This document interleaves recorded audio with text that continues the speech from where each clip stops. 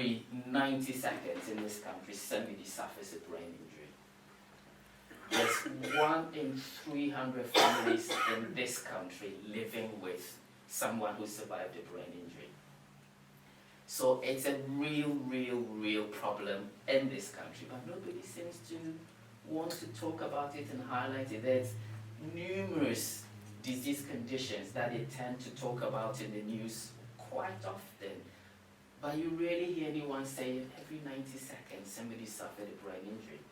Now, most people who suffer brain injuries will probably be mild, 70 to 80% maybe mild. 20% will suffer life-changing, lifelong effects from brain injuries.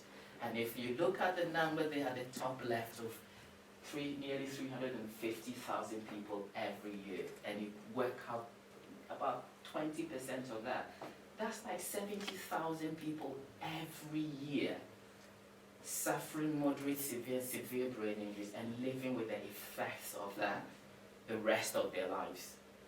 It affects your independence, you become socially handicapped, and you have lots and lots of other difficulties, and it becomes a burden on the family.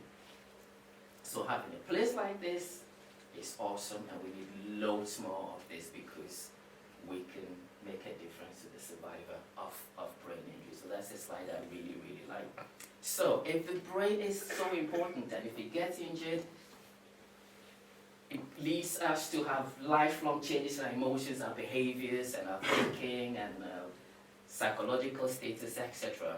How did we get to know all of that? And it started with a gentleman called Phineas Gage. Because back in the day, even though Hippocrates talked about, from the brain and nothing else comes all our joys and our laughters and our desires and everything else, it seems as if medical science forgot about that. And through the dark ages and through the centuries, nobody said anything about the brain until this gentleman called Phineas Gage. He was a 25-year-old foreman back in the day in Vermont in the USA. And they were laying the rail tracks because America started becoming prosperous and they needed to do some work. And what they did was they broke rocks to make the railway because there's mountains and all that. And they had explosive powder. And what you do is you pack a cavity with your explosive powder, and then you let off the charge, and then you smash the rocks, and then you do that. And he was fantastic. He was 25 years, very hardworking. Everybody liked him, foreman. And on that day in September 1848, he packed the explosives in there.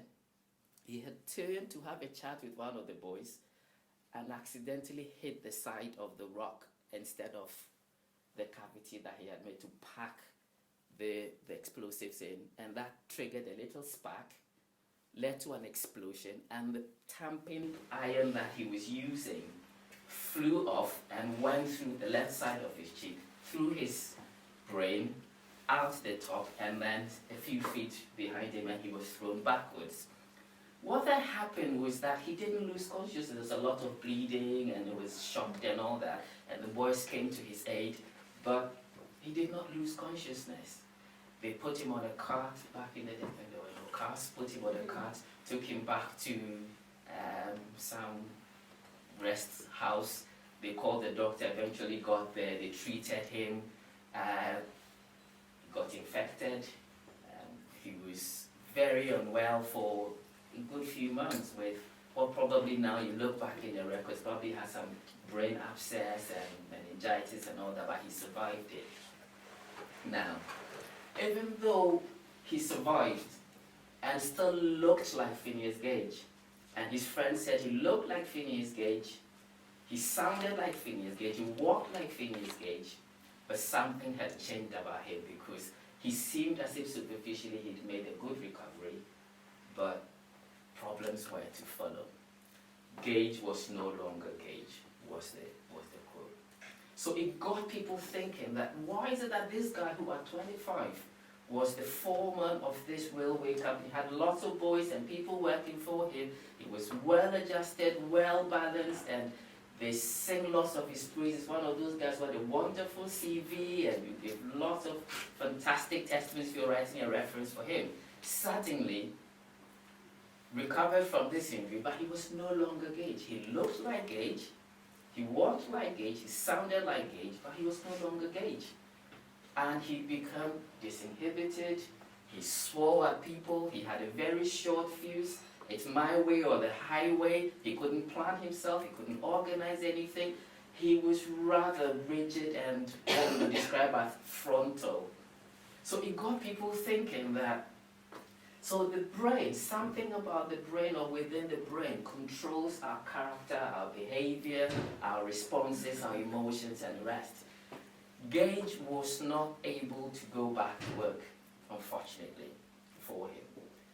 And he ended up working in stables, traveled to Chile, eventually settled in California with his mother and sister, and then developed epilepsy after, and sadly, 12 years after this incident, had a prolonged seizure and died from the seizure, unfortunately.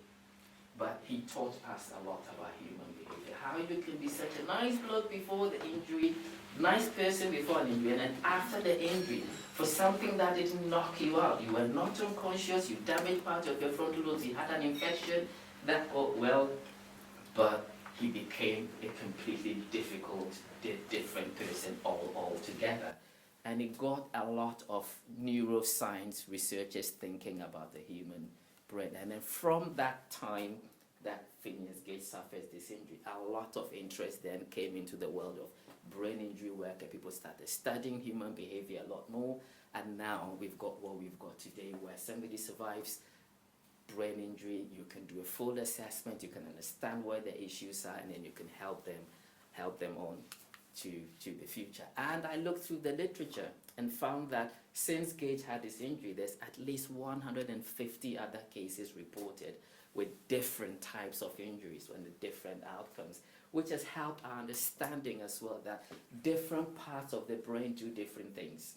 So depending on the part that's injured, you can have different problems emerging from that. We have a good body of evidence and knowledge now to help survivors of brain injury in their different settings.